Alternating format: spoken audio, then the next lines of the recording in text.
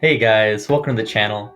This is going to be the first episode of a new series I'm starting for poker hand reviews and basically a poker vlog. I'm going to be going over two sessions that happened in early September at Chaser's Poker Room up in New Hampshire. Without further ado, let's get into it. Thanks for watching. For this first session, it's Friday night. We arrive at Chasers around 8:30. We sit down right away, the 1-2 8-handed max game. Walk over, get some chips from the cage. I buy in for 300, which is the max. Sit down in the 8 seat and begin to assess the table. After assessing the table dynamics for a few orbits, I decide to get involved when we peel pocket eights from the big blind. Player in the cutoff, whose name is Henry, I've played with a few times. He's a regular, he's on the tighter side. He opens to 7. Small blind calls, and I complete. We go 3 ways to a flop with 21 in the middle, hoping to make a set. Dealer puts out King 3-4 rainbow, we miss, small blind checks, I check it over to Henry, and he continuation bets for half pot, that's 10 into 20. Small blind makes the call. I'm getting about 5-1 on a call. I don't like folding flops too easily, especially when we're getting the right price. I call to see an 8 on the turn. The turn isn't an 8 though, it's another 4, it pairs the middling card, doesn't improve our hand, but it really shouldn't improve our opponent's hands either. Small blind checks and I check one more time. Henry doesn't slow down after getting called in 2 spots on the flop. He continues for 40% pot, he bets 20 into 50. Small blind gets out of the way, and we have a decision to make. While I expect Henry from the cutoff to have a lot of kings in his opening range, he really shouldn't have any 4s, except for the occasional ace-4 suited. But myself, in the big blind, I will have a lot more combos of trip 4s and maybe some full houses with king 4 suited or 3-4 suited. I'm also taking into account the profile that I have on the player. Henry's tight player. I could see him folding king 10s or king queen and maybe even ace king to a check raise here. With that in mind, I stack up a pile of chips and I make it 50 to go. I think in this case a smaller check raise will accomplish the same as a larger one, so I don't see the need to go too big. Henry doesn't like the spot. We put our opponent in the tank. He's mulling it over. While he's doing so, he asks me to lift up my hands and see how much I have behind. Dealer gets an accurate account for him. We have about 250 effective. Henry covers us. Eventually, he puts in the calling chips. We're off to a river, looking to see a low card that we can continue to barrel on, or an 8 to make the best hand. But the river comes. The worst card in the deck is the king of hearts. It's double paired board. Any king makes a full house. He's not folding a full house in this spot. With no real way to win the pot, by bluffing, I check to give up. To my surprise, Henry checks back with ace deuce of hearts. We take it down with a better 2 pair. This is definitely a weird one. I'm really glad to see the check back. I'm folding any size bet on the river. It's nice to win the first hand of the night. I mentioned we were playing 6-handed, but during the last hand, the gentleman who was sitting to my right, who was out on a smoke break, returned and decided to buy the button. So in a rare turn of events, I go from the big blind to the under the gun position. I'm still stacking chips from the last hand when I peel pocket 8s again, first to act. I raise it up to 10. Hijack calls. Button also calls. We're going 3 ways to a flop with 33 in the middle. Comes out 6-3-5 with 2 hearts. I'm first to act and continuation bet with my overpair. For half pot, I bet 15 to charge straight, flush, and combo draws. The hijack folds, and the button calls. Going heads up to a turn with 63 in the middle, which is the deuce of spades. Puts 4 to a straight on board, and I check for pot control, with plans to call a reasonable bet and evaluate the river. The button bets 20, it's reasonable. I call, hoping to see no hearts on the river. River peels, the ace of diamonds. Pot's now around $100, and I check, and the button snap bets for half pot. He puts in $50. Now I'm getting about 3-1. It's 50 to win, 150, but I'm in the tank. I'm thinking about the decision for a while. The button player is an action player. He's loose, he's aggressive. He just showed down a big bluff in an earlier orbit, and I think that he shouldn't have too many aces in his range, other than maybe some 2-pair combos. I think more likely though, if he shows up with an ace here, it would be the ace high heart draw. but I do think at some frequency the heart draw that river's a pair does check back this river, because I can still have sets in my range, not a lot of 2 pairs, which the button will have. But when he stat bets, I'm really trying to decide, does he have a 4 for the straight, or does he have a bluff like before? I think this might be a fold a decent percentage of the time, but against the player we're up against and with the price we're getting, it's just too good. I close my eyes and stick in the call, half expecting to lose the pot. The opponent rolls over, 7 deuce of hearts for a flush draw on the flop, turned pair, and a bluff on the river.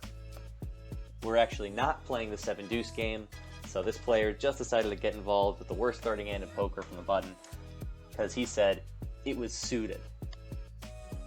I actually don't like his bet on the turn. Picked up some showdown value, and you probably just realized equity there. Not quite sure what he does if I check raise turn. Nevertheless, decent bluff on the river, just not big enough to get me to fold. We win the second hand of the night. Good start to the session. We pick this next hand up a couple orbits later. We have Queen 10 of hearts in middle position. The $5 under the gun straddle is on. Under the gun one makes it 17. I call and the straddler defends. Going 3 ways to a flop with 54 in the middle. The flop is great for our hand. It comes Jack 7-9 with 2 hearts. We have a 2-way straight draw and the flush draw. Straddler checks. The original raiser makes it 30. And I can go either way between a call and a raise here.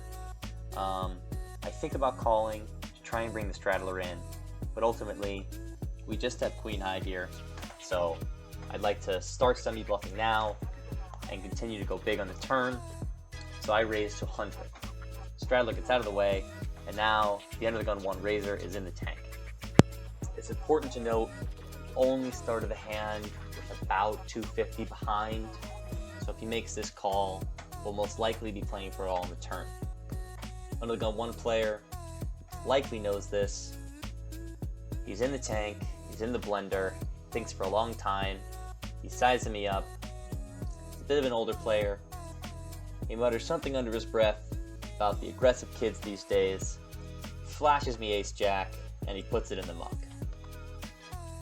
I think we're actually okay with the call there, because according to some odds calculations, we have about 60% chance to win the hand, and I can pretty much barrel most, if any, turns. Our queen is still live, which is nice, but always nice to take down a pot when you have queen high without too much resistance.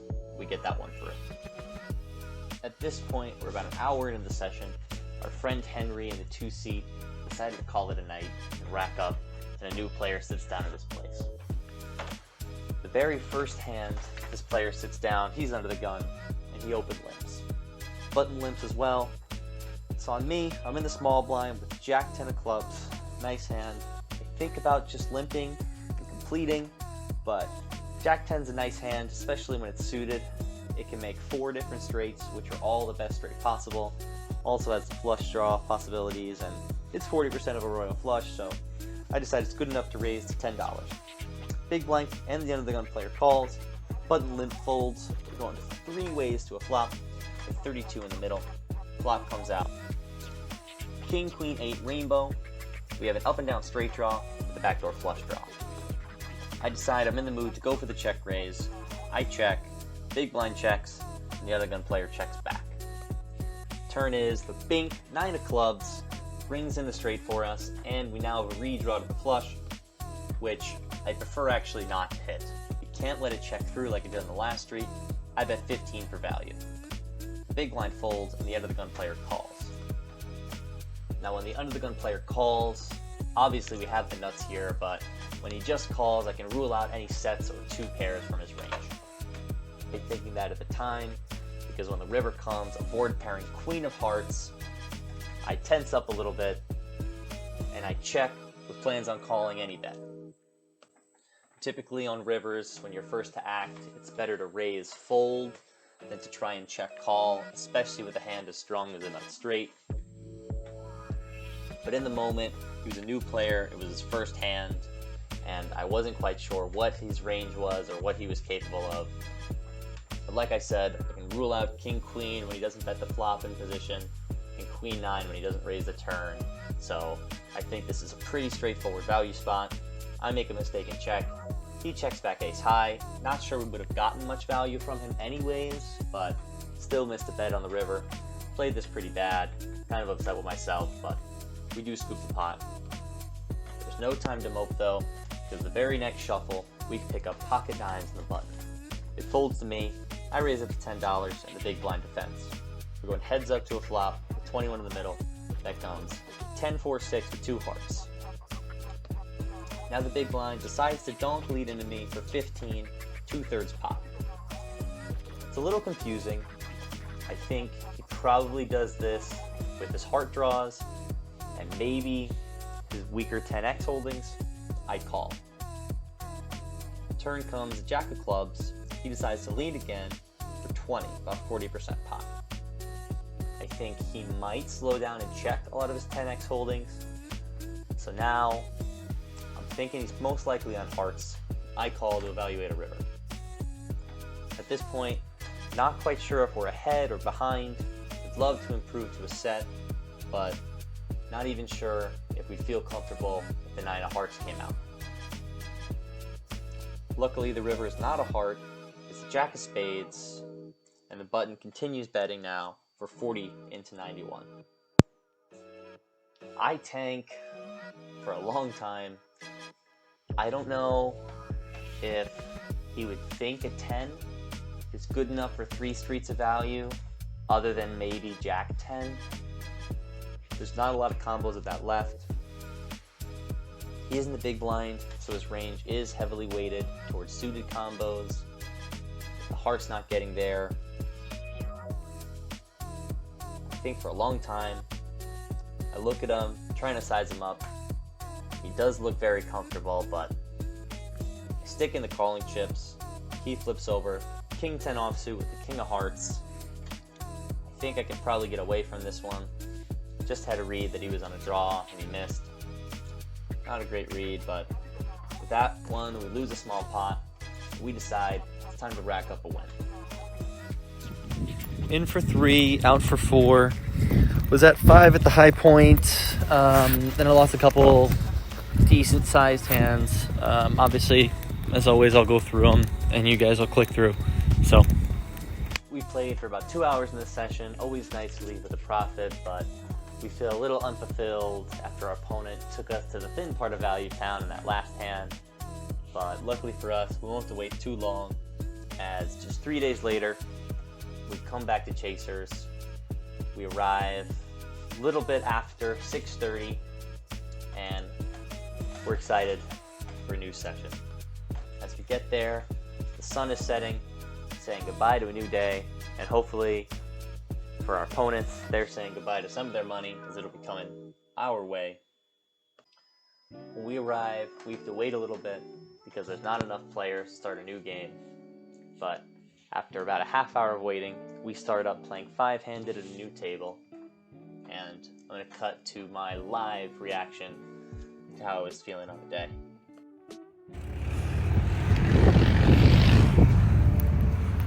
we're back, feeling good. With that out of the way, we can get into the poker again. First hand of the night, we're playing 5-handed like I mentioned. We look down at ace 10 suited on the button. Early position raises to $10. Ace 10 suited. It's pretty good 5-handed. I call. Big blind calls. We go 3 ways to a flop, 31 in the middle. Flop comes 5, 6, 8 with 2 diamonds. It checks to me. I bet out for 15, about half pot. Big blind calls, and the early position calls. We go 3 ways to a turn with 75 in the middle. Turn comes the 4 of clubs. Turn puts 4 to a straight out, and when it checks to me again, I decide to check back to try and realize our equity. I think I could continue betting some portion of the time, but in the moment, I didn't feel like I could call a check raise, so decided to just check back. And we get rewarded for our decision when the river is the bink 7 of diamonds. It puts us straight on board, but gives us the nut flush. We only lose to hands like 3-4 or 8-9 of diamonds, in which case, tip your cap to him. I'm never folding here. Now I'm just trying to figure out the best way to get all the money in the middle. And the big blind makes that job easier when he leads for 35. Early position raiser folds, and now I have a decision to make. Thinking about the best size that I could raise to try and get max value from the opponent. As I'm thinking, I'm pretending to count the board to see if there really is a straight on board. I even mentioned something about a chop to the opponent. I think for a little while longer. The opponent only bought in for 150, which means he only has about 90 behind after he makes this bet on the river, and I won it all. I announce that I'm all in for a 4x jam. The opponent doesn't take too long before calling with 8-9 of hearts for the high end of the straight. We show him that it's no good. We stack him very first hand that we sat down. The opponent can't believe it. He's got to go back to the cage and reload some more chips. It's a great start to the session. Looks like it's going to be a fun night. Our hunch about it being a fun night seems to be accurate when 5 or 6 Northeastern students arrive shortly after. They're split among 2 or 3 tables. They're there to have fun and gamble away their money. They're action players. They're very nice guys. I have one sit down to my direct right and one to my direct left. We're going to be going to battle a lot this session. The guy who sat to my right was a very nice dude. His name was Sam. He's a sophomore finance major at Northeastern, so shout out to him. I wish him the best, but tonight I'm after his money. Our next hand of the night, we peel ace-3 of spades in middle position. There's an under-the-gun limp.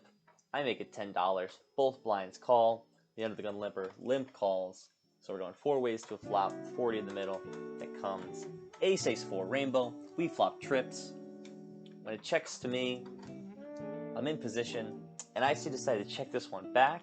On this kind of a flop, I think I'm either way ahead or way behind.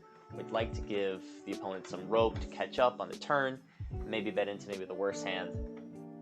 And it seems like that's what happens when the turn comes. The jack of clubs, and the big blind now leads for $15. The under the gun limp caller folds. I call, and now the small blind calls. We're going 3 ways to a river with 85 in the middle, which comes 10 of hearts. Our hand doesn't improve. You stay with trips. Now the small blind decides to wake up and lead out for 35. The big blind folds, and now I'm put in a spot. Alarm bells were going off in my head when the small blind decided to overcall the turn. I was expecting that the big blind was leading with some sort of jack X, but when the small blind calls behind, it seems a little bit strong. I don't know if he would overcall with a jack, so it's a tough spot for me here. It's 35 to an 85. Even though I don't think the small blind could ever have any bluffs here, I stick in the call, to which the small blind shows us pocket 4s for a flop full house. It's a pretty sick flop, but our check back maybe saved us some money. The big blind would later tell me that he did bet a jack on the turn, so at least our read was right there, but he'd make a pretty bad call, as again, I don't think he has any bluffs there. The only value hands we're beating are jacks, but we're chopping with ace-9 or ace-5, losing to ace-4, chopping with ace-deuce, and losing to ace-king, ace-queen, ace-jack, and ace-10. It's really hard to find bluffs for him, especially into 2 other opponents. I think if I could have this one back, I can just fold. Remember how I said the Northeastern boys were a lot of action and looked like they were trying to gamble away their money? Well, here's a good example of that. We pick up pocket kings under the gun. We forget to put on the $5 straddle, and our punishment is we have to act first. We open to 10. It's a middle position caller, and now the cutoff is from Northeastern, jams the rest of his stack in for 55. It folds to me. I'm not particularly interested in playing a big pot multi-way with a dry side pot. What do I do if I see an ace on the flop? I'm not sure. I decide to rejam. Middle position caller gets out of the way. We're heads up to a run out with 123 in the middle with no more betting. I quickly ask the Northeastern kid, do you have aces? And he says, I have one of them, and flashes it. I don't want to slow roll. I quickly show my kings, and we're off to a run out. The run out is gross. There's an ace on the flop. We don't improve on the turn nor the river. We lose to what the opponent would flip over as ace-6 offsuit. This kind of a play can be kind of tilting. I don't get too upset though because it was only for 55 and I know there'll be plenty of opportunities to win it back. I strap in, ready to go to war. A couple hands later, we're out for vengeance for our fallen kings, and we look down at ace-queen suited on the button. It folds to me and I open a 10. The big blind defends. We go heads up to a flop with $21 in the middle. The flop comes out ace-3-7 rainbow. We flop top pair with a pretty good kicker, and the opponent checks to us. I mentioned going to war. I was referring to going to war with the Northeastern boys, but our opponent in our battle in this hand actually did see war. He's wearing a Vietnam War veteran hat. He's a little bit on the older side, clearly served. There's nothing more than I'd like to do than at the end of this hand say thank you for your service and thank you for your chips. I check back to hopefully slip him some rove to bluff the turn. The turn comes in 8, doesn't change much. He now leads out for 15. Seems like our plan's going perfectly. I put in the smooth call the trap. There's 51 in the middle as we go off to the river, which is a jack. Doesn't change much. But now, big blind player checks. I'm always going to go for value in this spot. I bet 20 into 50. Our opponent quickly makes a call. We confidently turn over our ace-queen, expecting to be good. It turns out our opponent came first in his class when they went over ambush strategies. He turns over ace-king. We're out-kicked and out of luck. I'm shocked at what the opponent has, shocked to lose the hand, but also a little shocked that I think we lost the minimum here. It's always frustrating to lose back-to-back hands, especially with strong holdings, but we have to rally the troops and continue to march on. A full orbit later, we're on the button with our 2 new recruited cards, 7-8 of hearts, nice suited connector. Middle position makes it 10. It folds to me. I mix here between 3-betting and calling, but I don't mind going multi-way with this kind of a hand. So I decide to call, to reduce the blinds to call, which they both do. We go 4 ways to a flop with $40 in the middle of 5-7 king with 2 diamonds. We have middle pair and a backdoor flush draw. I don't ever really expect to be ahead on the flop here, but I think we can probably peel one because there are a lot of good turn cards for us. Small blind donk leads out for 20. A little bit surprising. Even more surprising, the big blind and middle position player call. So now it's back on me. It would be $20 into a $100 pot, so very good odds, about 5 to 1. But I don't think our hand in particular can really call. I don't think we'll ever be ahead. And I had mentioned that we could like a lot of turn cards, but if we're up against a hand like ace king of hearts and a heart comes, we could end up losing chunks. I don't hate a fold here, but in game I chose the aggressive route. I raised it up to $95 with middle pair and pretend diamonds. It is very possible that I flatted the button with a hand like 5s or 7s and just have a set here. It seems that the small blind was just messing around. He folds pretty quickly. Big blind also gives it up, and now it's back on the middle position player. He's in the tank. He's one of the Northeastern boys. Doesn't like folding. He looks at me, looks back at his cards, back at me. One last look at his cards. He flings them in the muck. We get one through. Middle position would later tell me that he folded queen 5 of diamonds for a pretty loose open, but pretty great flop with the pair and the flush draw. It's always nice to pick up some dead money. We pick up about $90 of dead money in that hand with a hand that's ahead of his particular hand at the moment, but almost never ahead of 4 other people. We get a bluff through, and we move on. I mentioned earlier that the game was getting a little bit loose, a little bit crazy, that the Northeastern boys were trying to lose all their money, throwing it away. And here's a great example of it. Our friend Henry from the last session is actually here. He just got moved over from a new table. The table's a little too crazy for him. He only stayed for like 2 or 3 orbits, but he raised from early position. When I was in the small blind, I folded, and our northeastern friend to our left jams on him in the big blind. Henry calls, he turns over ace-king, and our friend to our left has jack-queen, my favorite hand. I'm not sure if he was doing it because I told him that was my hand when I had it earlier, but, you know, let's see the run out. Come on, queen jack. One time. Wow! Wow! Sit back down again.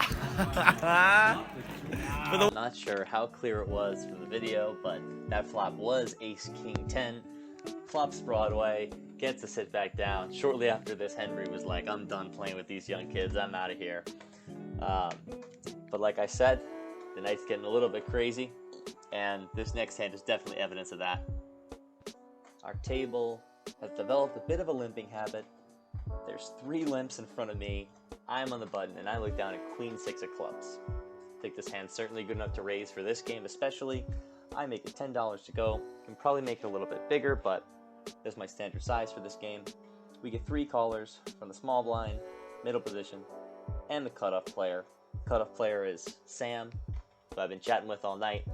Small blind's his other boy from Northeastern. We go 4 ways to a flop with 42 in the middle.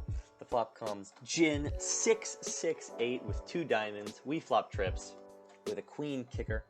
When it checks to me, I raise it up to $20. Small blind calls. Middle position player folds, and now my friend Sam check raises me up to 65. I give him a little bit of a smirk, give him a little bit of a look, and I call, trying to induce his friend to call, but his friend gets out of the way. Looking back, I'm not quite sure if my hand is really strong enough to just flat there and hope to bring another player into the pot. I think more than likely Sam is on diamonds, but he could have been limping with a hand like ace-6 suited from the cutoff. So when the small blind folds and we're heads up, I'm glad I'm in position because I am going to be a little bit weary to another diamond coming out or any turn card that doesn't improve our hand. Luckily, we don't have to worry about that though, as the turn is the queen of hearts. We make a boat that, as played, is essentially the nuts.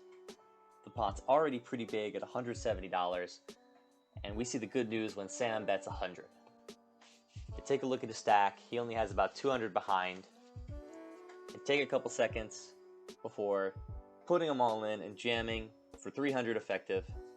Sam clearly doesn't like the spot, but it's also very clear he doesn't want to fold. He's in the tank. Sam was a pretty good player. He told me he'd only been playing for a short time, but I could tell that he's a smart kid and he studies.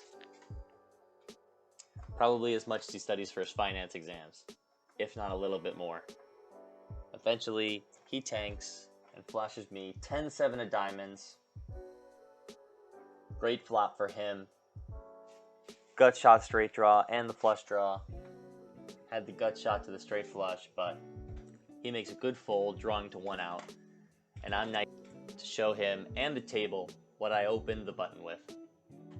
Now I mentioned that we showed the table the queen 6 of clubs hand for one reason and one reason only. It's because the one seat which you could see in that video of the jack queen versus ace king flip, he's an older player who came over with Henry from the busted table, and he's very clearly annoyed with how loose the game is playing. So much so that when I showed the queen 6, he said out loud, "Must be nice to always flop the joint. How do I do that? Do I just have to raise garbage hands like you?" I'm having fun. I don't care much about what he's saying. So I tell him, "Yeah man, just start raising and 3-betting with whatever you have and I promise you'll hit the flop." He seems a little bit tilted when I say this. I'm starting to build a nice, loose, aggressive image even though I am playing fairly tight, tighter than the queen 6 hand would suggest. But the last 3 big hands we've been involved with have all been from the button, so I'm trying to play pretty conservatively. But this little bit of table talk perfectly sets up our next hand, where we pick up pocket jacks, jiggities under the gun. We once more forget to put out the $5 straddle, so we have to go first with a big pair under the gun. We raise to 10. There's a middle position caller before our friend in the cutoff, who is just talking about how I raise garbage hands, 3-bets us to 65. There's a cold caller from the button from a Northeastern kid who I don't expect to be all that strong too often, as I think he would definitely 4-bet a hand that's ahead of jacks. Considering my options, I think folding's out of the question for this game. If I just call, that might give the right odds to let the middle position player call too, in which case I won't feel very comfortable if any overcards come out, in which case I'm turning my jacks basically into pocket twos, just looking for a set. So I'm not too keen on that option. I've also been watching a lot of Brad Owen recently. I decided to go for it, the aggressive route, a 4-bet jam for 250 effective with jacks, the middle position player insta-mucks, and it's back on the cutoff 3-better. I'm expecting him to act pretty quickly, as I assumed he was 3-betting light. If he really picked up a hand like aces, kings, or queens, after all that table talk to me, then he deserves my stack. It seems he doesn't have either of those two options though, as he is really genuinely considering calling off his stack here. It's a little concerning for me. At this point, I'm thinking he might have a hand like ace, king, or ace, queen. Eventually, after a lot of moaning and groaning and a deep, intense stare down, his cards find the muck, and shortly thereafter, the button player folds as well. The cutoff would later tell me that he 3-bet me with pocket nines, and the button chimed in and said that he had ace-10 suited. Our 4-bet bluff gets through, even though we were ahead. It's been about 3.5 hours at this point. I'm getting tired. The action's not slowing down, but I'm more than happy to rack up a nice profit for the night. That was certainly a fun session. We were in for 3, out for 7. Net profit 400 on that day. The other session, we're up $100, so up 500 for those 2 sessions. So that was just basically a weekend in early September. So nice 2 sessions I wanted to show off to you guys. If you made it this far in the video, thanks for watching. I know it was a bit long, so my next one I'll try and make a little bit shorter, easier to digest. But yeah, leave a like, leave a comment with any feedback you guys have, and if you want to see more content, feel free to subscribe. Thanks guys, appreciate it.